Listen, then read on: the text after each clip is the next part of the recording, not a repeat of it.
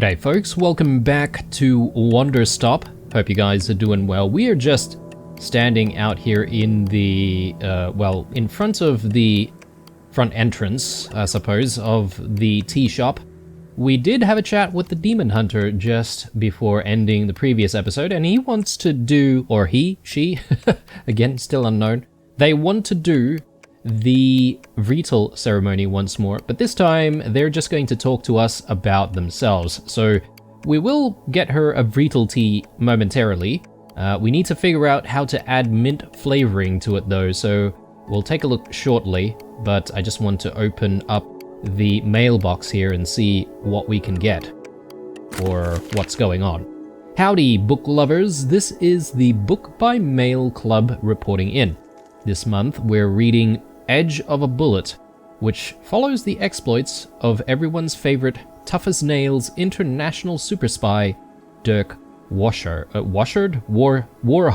DIRK WARHARD. Will DIRK's charm and good looks get him through yet another dangerous mission? Only one way to find out. Until next time. Oh, okay, and we get a book from that. That's interesting.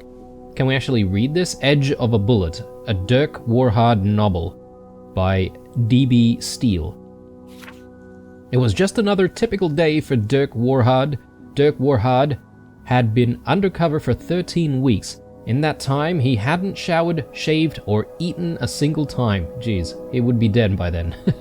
This was the DIRK WARHARD undercover method. The DIRK WARHARD undercover method was a living hell for the initial 4 weeks, but on week 5, without fail, his body would begin to buzz with a feverish euphoria and a rigorous alertness that gave him the edge he needed to succeed. Because of the adrenaline it produced, he also hadn't slept in a month. His skull vibrated with a cocktail blend of indiscriminate rage and an unquenchable passion for justice. Time to get to work. DIRK WARHARD's undercover persona was that of Bobby Briggleston, billionaire playboy heir to the Briggleston family media empire. In fact, DIRK WARHARD was himself a billionaire playboy, much wealthier than his undercover persona, but he'd play any role if it meant getting the job done. A wealthy local socialite was hosting a charity gala in her mansion home, which DIRK WARHARD had been instructed to infiltrate. His limousine pulled into the mansion driveway around midday. As he stepped out of the limo, the sun shone brightly into his eyes. DIRK WARHARD hated the sun more than he hated anything in the world. I think this is maybe a parody on Batman, possibly, since he likes the dark, obviously. He had been told many times to stop looking directly into the sun, but to turn his back on an enemy was cowardice. He could never forgive. Pulsing with rage from the DIRK WARHARD undercover method, DIRK WARHARD pulled a pistol from his tuxedo jacket and fired 10 rounds directly into the heart of the sun. Case closed. He holstered the pistol and stepped into the party. Short after entering, he was met by the host, Samantha Keylight. She was his target, a known perpetrator of underground organized crime, and the person for whom he was to extract sensitive information. "Howdy," he said to her. "My name is Bobby Briggleston." But his name was not Bobby Briggleston. That was only his undercover alias. His name was DIRK WARHARD. DIRK WARHARD thought to himself, "I'm DIRK WARHARD," and then continued the conversation. "Mr. Briggleston, it is the pleasure of pleasures to finally meet you," exclaimed Samantha Keylight. "I've heard so much about you from our mutual friend." The mutual friend she spoke of was DIRK WARHARD's handler, who briefed him on every mission. DIRK WARHARD did not know this man's name because DIRK WARHARD disliked learning names. The only name he knew for certain was DIRK WARHARD. Self-absorbed bastard. And even that one was written on a card in his wallet for emergencies. A man in a servant's outfit approached both of them with a tray of shrimp cocktails. Hors d'oeuvres? The sight of food thrilled and angered DIRK WARHARD. Hunger raged in his stomach, but he couldn't risk the mission. He stepped very close to the man holding the tray and subtly pressed his pistol to the man's sternum. You'll remove the food immediately and you'll never show your face in the city again." The man began trembling violently, then nodded and turned for the exit. DIRK WARHARD fired a warning gunshot at his feet, just to scare him. A hush fell over the entire party, but DIRK WARHARD coolly holstered his pistol and said, "Saw some asbestos." The partygoers all nodded in appreciation and a few began applauding. Asbestos? Okay. "Now then," declared Samantha Keylight, "may I show you around my home? A man of your distinction will surely admire my collection of art." "That's right," replied DIRK WARHARD. "I am a man," and he was. The two of them stepped into an adjacent room which was empty, but for the paintings hung on every wall, Van Dorsen's mostly, said Samantha Keylight, though some on the far wall are by Ferriot. "Do you have a favorite artist, Mr. Briggleston?" Because there was only one name that DIRK WARHARD truly knew. He replied, "DIRK WARHARD." Several of the paintings looked to DIRK WARHARD like food. To suppress the anger it aroused in him, he tore one of the paintings clean in half. "Asbestos," he explained. "Mr. Briggleston," said Samantha Keylight, "I did not invite you here to simply admire my art collection, nor to rid my home of asbestos. In fact, there is one particular piece of art I wish to show you, that I think you will find very interesting." DIRK WARHARD responded well to this statement because he liked it when people gave him things that interested him. Samantha Keylight pulled a small parcel from a shelf, then turned to DIRK WARHARD. But the parcel was not a piece of art, it was a gun. She pointed the gun at him. "That's right, I know exactly who you are, DIRK WARHARD." DIRK WARHARD quietly retrieved his wallet and checked the card inside. She was correct. "You didn't think you'd fool me with this Bobby Briggleston nonsense, did you? I'd know your scummy face anywhere." Samantha Keylight fixed the gun on his temple. "Tell me who sent you, or the next piece to hang on my wall will be your brains." Time slowed to a crawl. DIRK WARHARD played through every possible outcome of the situation in his head, tactically assessing thousands of different strategic maneuvers. His mind raced with the efficiency of a cheetah nailed to a missile. And after a mere half second, which to DIRK WARHARD felt like hours, the only strategy with even a glimmer of hope was clear to him. "Well?" snarled Samantha Keylight. "What is it going to be? Are you going to start talking, or do I have to?" Samantha Keylight exploded. Blood and innards splattered across every inch of the room, drenching the various works of art and substantially lowering their value at auction. DIRK WARHARD wiped a finger from his eyes. Weeks ago, he had secretly planted a bomb inside Samantha Keylight's... inside Samantha Keylight? Triggered by a switch inside the ring on his left hand. This was one of DIRK WARHARD's signature techniques, and it had saved him dozens of times. He stepped over to where he vaguely recalled she had been standing, then adjusted his shirt cuffs and said, "What you didn't know is I'm actually DIRK WARHARD." He then pulled out his pistol and said it again while holding the pistol, which he decided was cooler. He repeated it while firing the gun several times, and that felt coolest of all. DIRK WARHARD still had no idea what role Samantha Keylight played in the perpetration of organized crime, but it wasn't his job to know things. The less DIRK WARHARD knew, the more quickly he completed each mission, and this one had been done in record time. He pressed the mechanical implant on his neck to inform his handler that the mission was a success. DIRK WARHARD stepped back into the party where guests were in a panic over the sound of the explosion and gunshots. They turned and froze as he entered the room dripping with Samantha Keylight. DIRK WARHARD strode confidently towards the nearest servant holding a tray, grabbed a shrimp cocktail, and stuffed it into his mouth with a beastly vigor. Someone in the crowd yelled, "Oh my god, it's DIRK WARHARD!" DIRK WARHARD attempted to yell, What you didn't know is... DIRK WARHARD attempted to yell, "What you didn't know is I'm actually DIRK WARHARD." But his mouth was too full of shrimp, so instead he just fired his gun into the air several times. The partygoers began cheering and making out with each other. Then the president emerged from the crowd. "Dirk Warhard," said the president. "You've saved us once again. I award you $10,000 cash." The crowd cheered again, and Dirk Warhard still couldn't speak, so he kept firing his gun. One of his bullets accidentally hit the president, who gave the thumbs up as he bled out, grateful to have been killed by the famous Dirk Warhard. But the president's death didn't bother Dirk Warhard, who knew that there would always be another president, but there would never be another Dirk Warhard. He stuffed another shrimp into his mouth, then crowd-surfed his way back to the limo as he yelled his famous catchphrase, "Nobody survives Dirk Warhard." Justice as cold as the shrimp. It was just another typical day for Dirk Warhard. There you go. Dirk Warhard. Alright, well, I think this is one for the library, guys. Let's maybe bring it up there, place it down. And we did sort of visit the library before, but there was only one book in there. We sort of didn't really have a read of it too much, did we?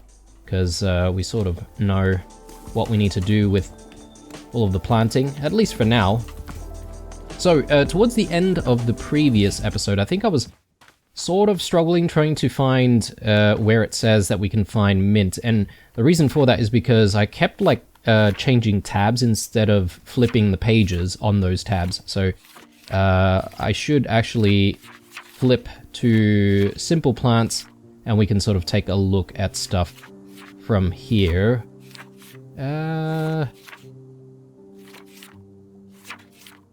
Yeah, so we don't really have a lot of info on the plants themselves and whether or not they would give us the flavoring, but we know that chip chips have mint in them, right? So if we assume that the fruit gives us mint flavor, would putting a seed into the tea also impart some mint flavor?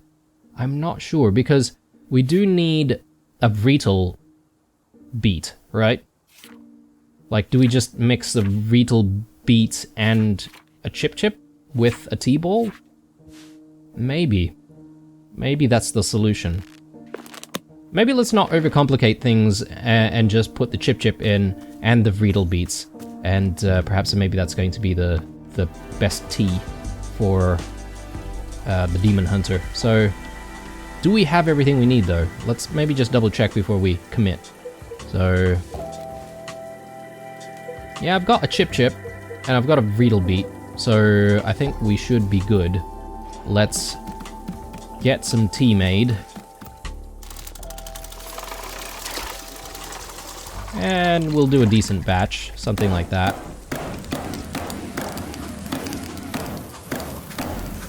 Now because I've mixed, or I am going to mix, a couple of different flavors here, maybe it's not bad for us to give this a try as well, once we've got a little bit of time to ourselves.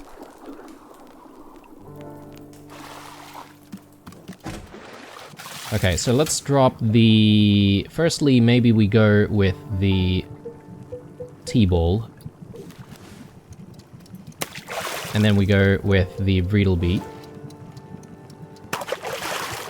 And then we go with the chip. Okay, and... Whoa, look at the colors there. I suppose that denotes that it has mint flavoring in it. Maybe. We're going to need some cups. I think I ended up removing all of my cups because it was just getting a little bit too crowded in our inventory. Let's just grab a cup. There we go.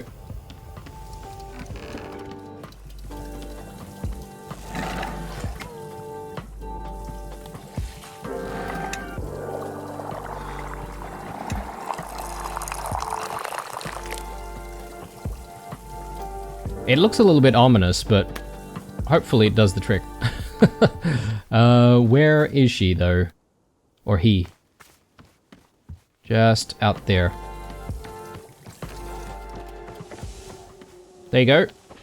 Let's begin the ceremony. Ah, thank you so much.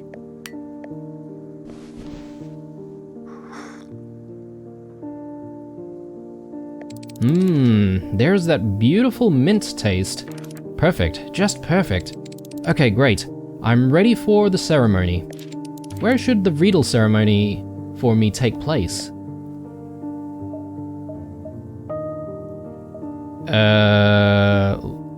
Let's do it over by the Pluffins. Why not? Great, I'll put my cup away and then we meet over there. Alright, so looks like she's done with that. Let's just grab that and we'll drop it in for washing a little bit later.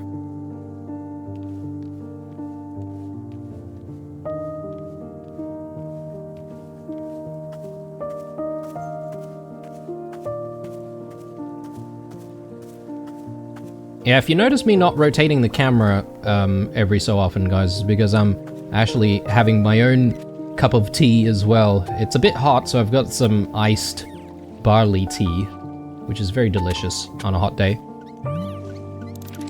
Alright, the altar is set up. Let's get started. So I wonder if these altars will become permanent fixtures every time we do a ceremony in a different spot. So I might check back to see where we did it before, to see if it's still there. Here upon this day, our community gathers to conduct a Riedel ceremony, congenial. Today's ceremony is in the honor of our special guest, me. Hi. I'm the demon hunter who aids and assists with the needs of this community. Hold on. What's your actual name?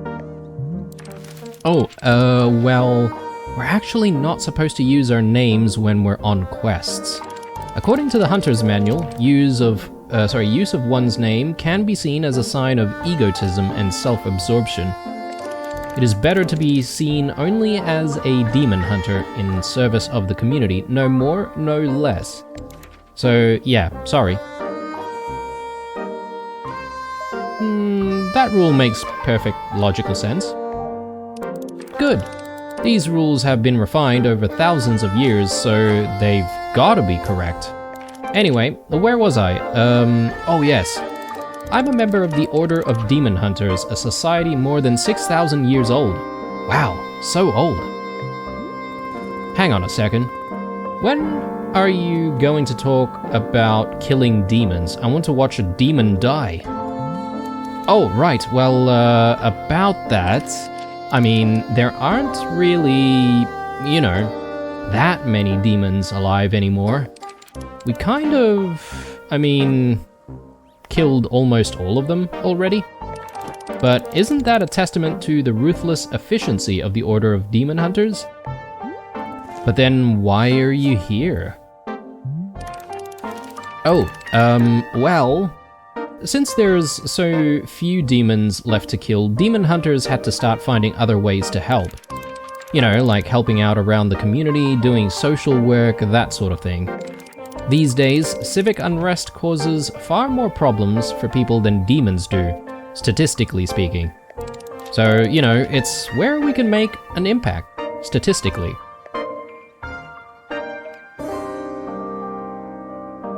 Or you could just stop calling yourselves demon hunters. What? No. Do you know how much history the Order of Demon Hunters has? No way! That would be like if the Sun Zealots disbanded just because they finally slayed the Moon King. No way. Anyway, to get back on track, this is my first quest to a new community. So I am here to assess the needs of the community and then provide whatever support I can.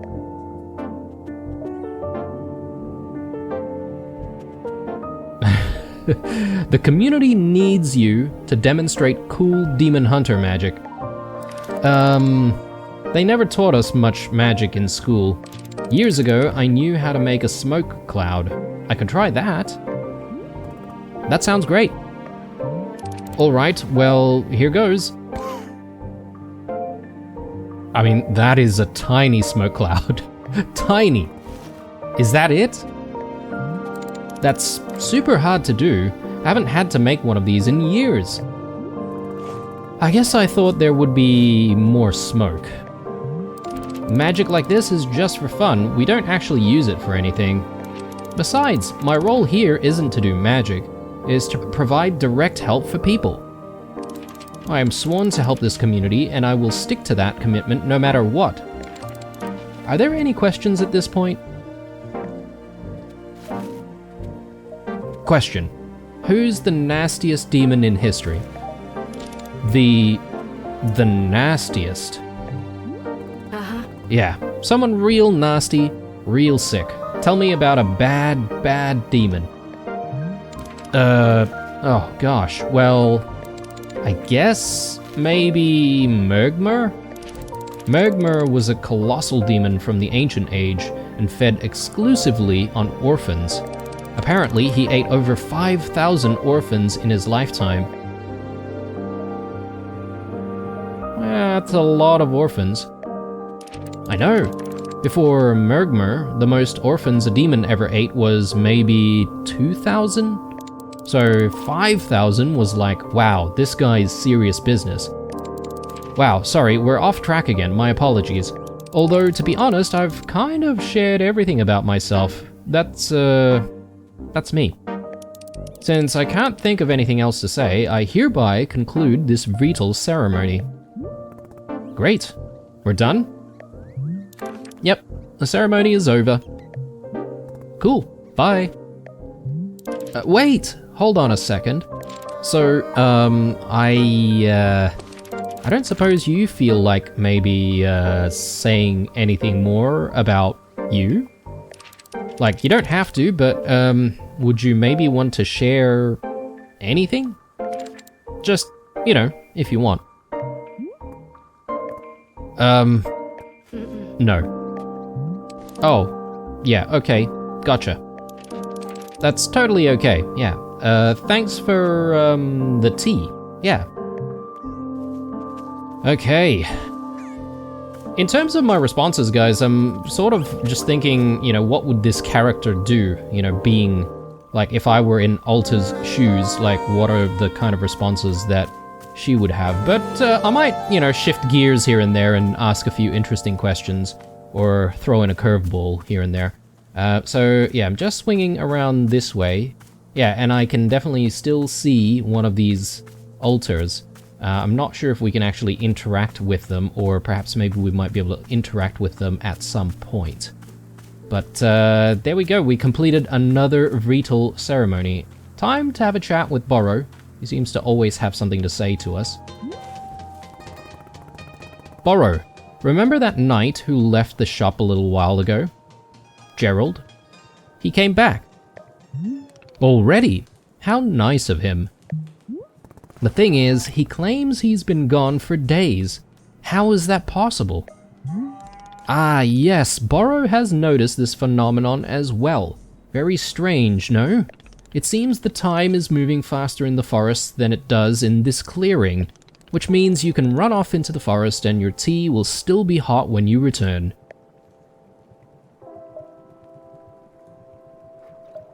I need a specific scientific explanation of why this is. Oh, you do? Very well. Borrow will now begin an elaborate presentation of scientifically how the forest works. The forest is strange and magical. This concludes the presentation. Thank you.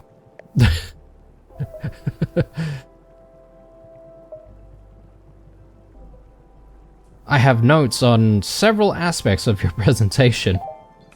Oh no.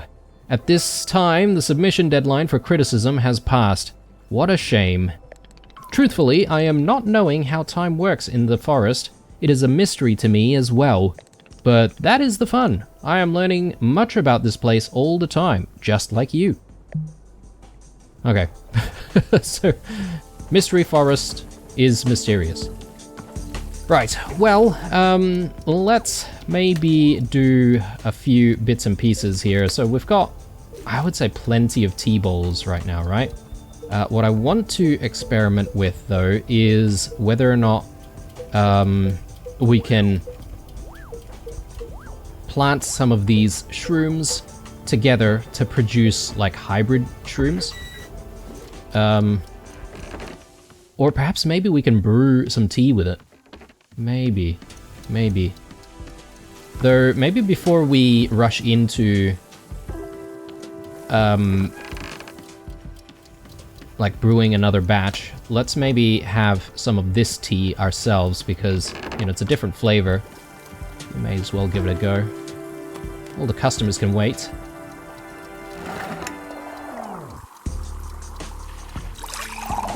Did we even have enough? Not really. It's a very small cup of tea, isn't it? But I suppose there's still some tea there, so let's enjoy it. This time, where should we sit? I suppose... Have we enjoyed our tea here? I think we have.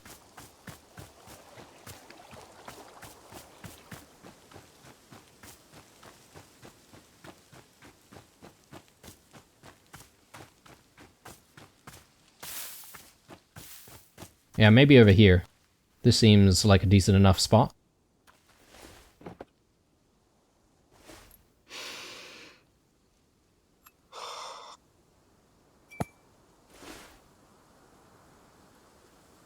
Who would I say has wronged me? I mean, it's weird because obviously I've fought all of these rivals. People who have tried to tear me down in all sorts of ways. I think it's really going to be a bit of a repeat of stuff that we've already heard before. So I think if I'm going to have another tea, it should be something completely new that we haven't had before. Okay, a bit of pathing issue around here. Strange. Let's look after the place a little bit. I've got a strange trinket there. Well, we've found another trinket, but we've also got this one here. Alright, so I've got a lot of stuff to place down in various places. I wonder if we can do anything with these guys, though, except for, you know, picking them up, giving them a pet here and there. Good little Ploffin. Now go. Look for parcels for me, please. Let's just sweep this away. I'm not seeing any weeds, but plenty of leaves everywhere, though. One thing that I'm not entirely sure of as well is whether or not there's a way for us to get rid of, like, an excessive amount of teacups, for instance, right? Because I'm sure we'll have way too many at some point.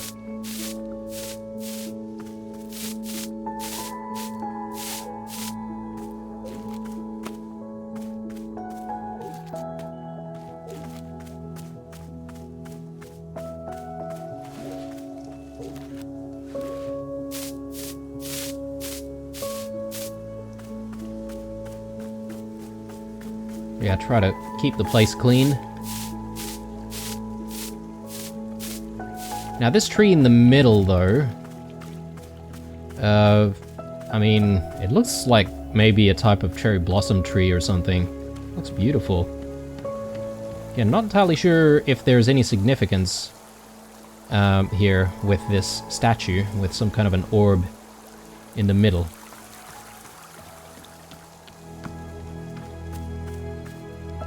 Right.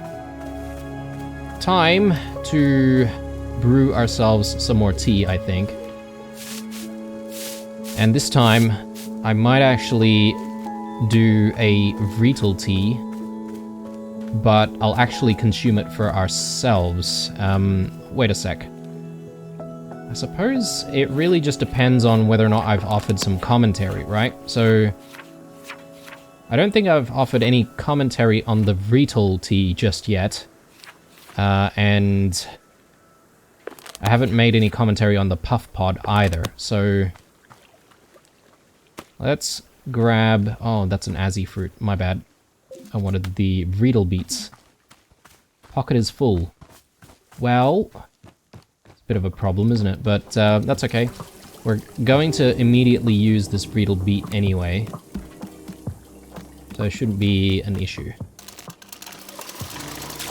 And I may make like a gigantic batch here, and we'll feed the tree as well.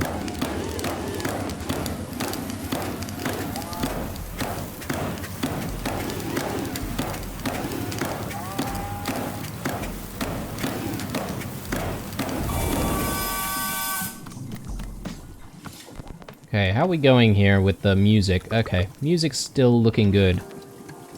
We do need to check on the radio every now and then.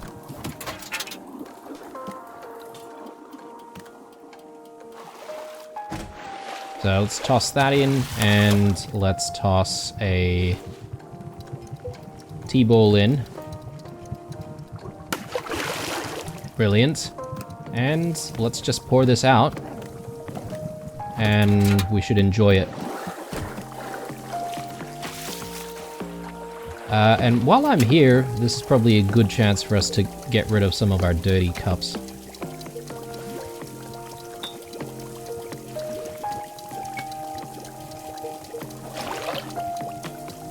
And speaking of cups, I probably need to actually fetch a cup.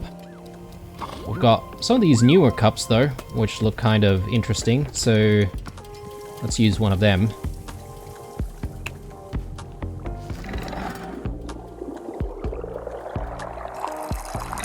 Probably a little bit too much. Yeah, there we go. A little bit for the tree, why not?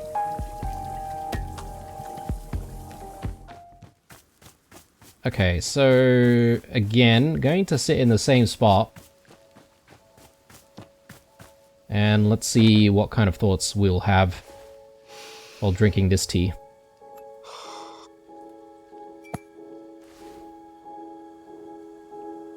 Oh, gross. As soon as I drink this tea, my feet start hurting. Ew. My feet already hurt from climbing these ladders. I don't need more pain. Well, I mean, pain is fine by me. But it has to be good pain. I think I have an infinite tolerance for pain, as long as it's good. As long as it's the, you know, the correct kind. That's why everything in this forest has been so miserable. Because it keeps on feeling like bad pain. The wrong kind, and oh my god. I hope this turns out to be good pain. Please let this be good pain. Please.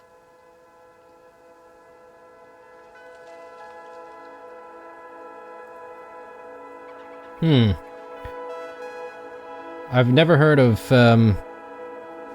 rest and relaxation being referred to as pain before, but I suppose there are some people out there who are just extremely active all the time, do not like to sit still, and perhaps maybe this sort of stuff is not their jam, you know?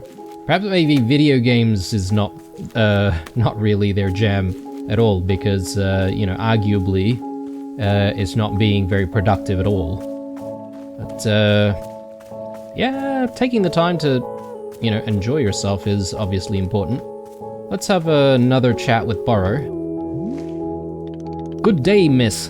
Happy Wanderstopping to you. Wanderstop isn't a verb.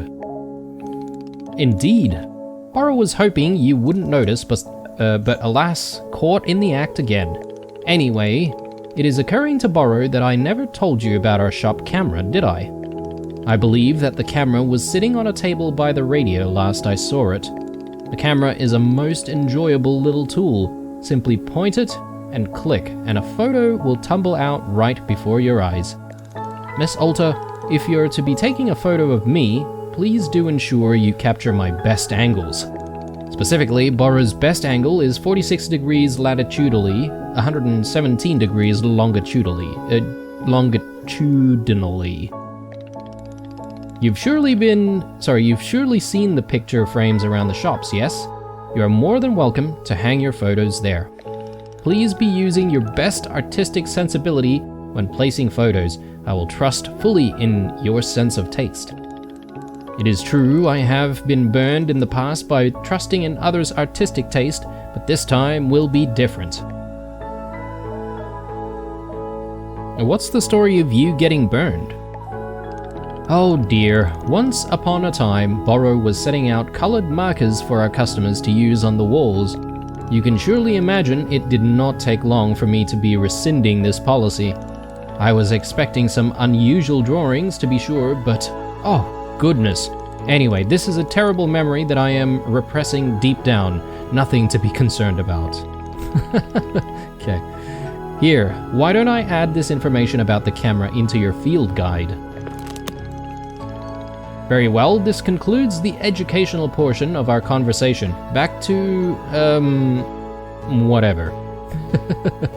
Right, well, why not? Let's play around with this camera. So I assume this is just going to be, yeah, in our tools here, so...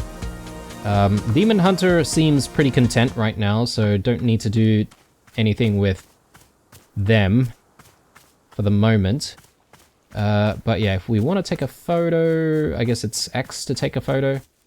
I feel like maybe I want to take a photo of this spot here.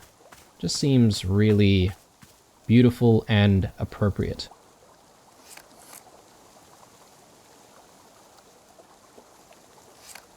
Maybe a little bit too close.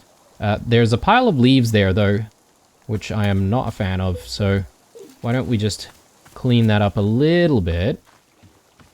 And then we should be able to take our picture.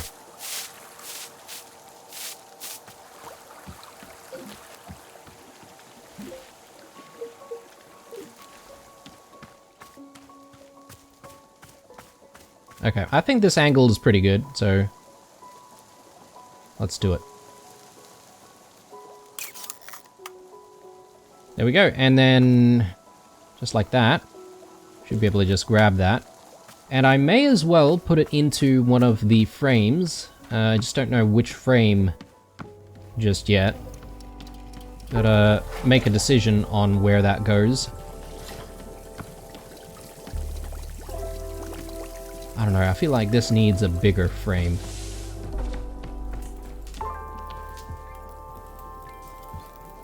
Maybe this one.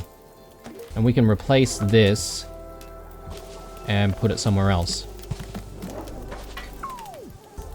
Like there, for instance.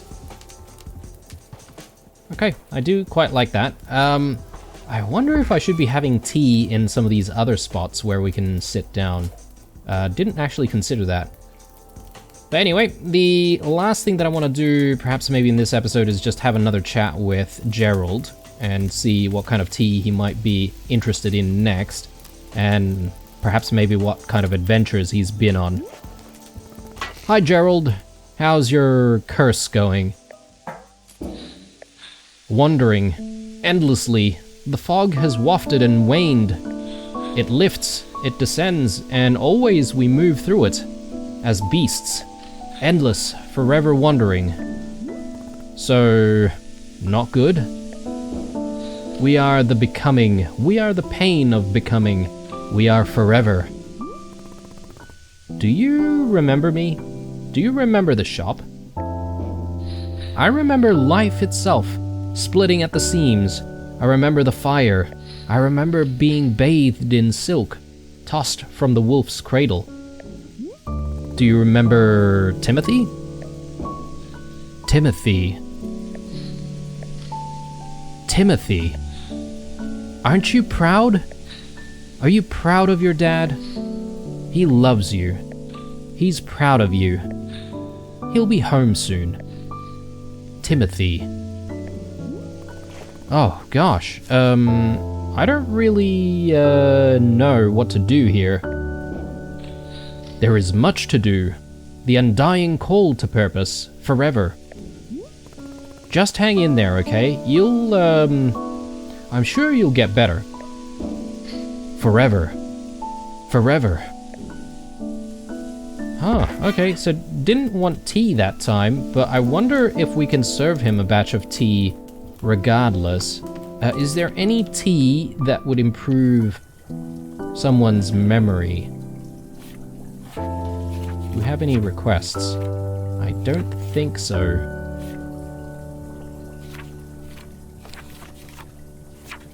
Let me take a look at the fruits. Tastes like the origins of the planet itself. Makes you nostalgic for something you never actually experienced. Could be. Burning sensation in the feet. Tastes like the day you first met your best friend. Or we could simply give him another Azzy tea with all that caffeine, and he might remember who he is. Or perhaps maybe we should go with the puff pod. But if I make some tea, would he even accept it without the request coming from him, you know? I'm not entirely sure if it would work that way.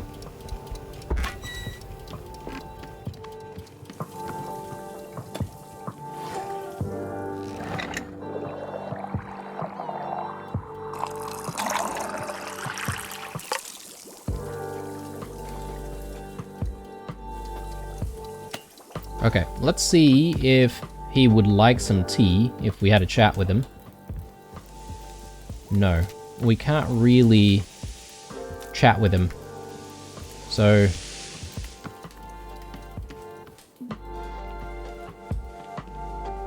okay, I can't... I could put some tea down. And put it down there. That's fine. Yeah, I'm not entirely sure what's going on with him. Perhaps maybe he might be willing to tell us a little bit later. And perhaps maybe we can give him some more tea. I might take this chance to experiment a little bit more with our gardening, because although we've made some large hybrids and combined, you know, different seeds together, what I want to do is to see if there's a way we can combine the plants to make smaller hybrids that are different from what we've seen so far. So, something like this, for instance.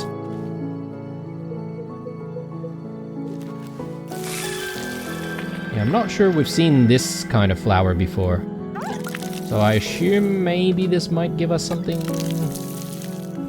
else, or... okay, it seems to be giving us just normal pink and blue seeds. So, interesting, but not exactly what I had expected. Let's try doing it the other way around, going with the pink ones on the outside.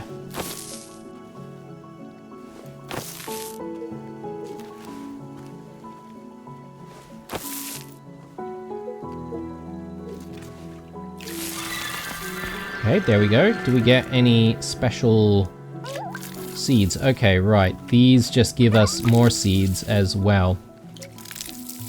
Interesting. Can I make hybrids into a specific pattern to create different types of bigger hybrids? I wonder.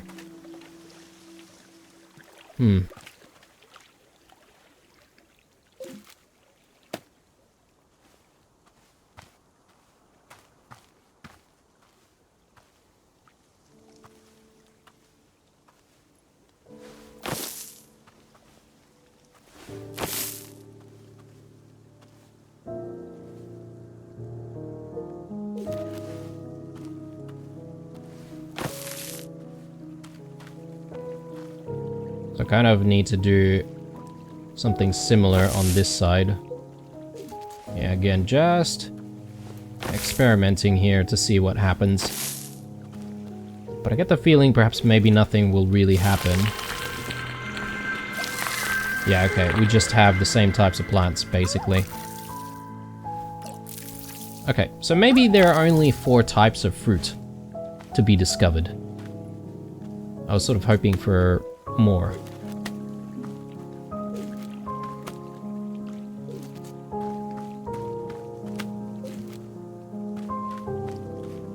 Okay. Burrow? Burrow, Gerald's curse seems to be getting a lot worse. Yes, he is producing more thick purple smoke than is healthy for humans. Should we do something to help him? Well, to be honest, curses are not quite Borrow's specialty. From time to time, I have seen them around here and they are always a mystery. It is quite sad when a person is passing through with an affliction I cannot be helping. But I will be keeping an eye out, and I will let you know if I see any possible aid for our friend. Alright. Well, it's a shame that we can't do anything to help him out for the time being. So I suppose we're going to have to do more stuff with the Demon Hunter. Perhaps maybe the Demon Hunter might have a solution to the problem.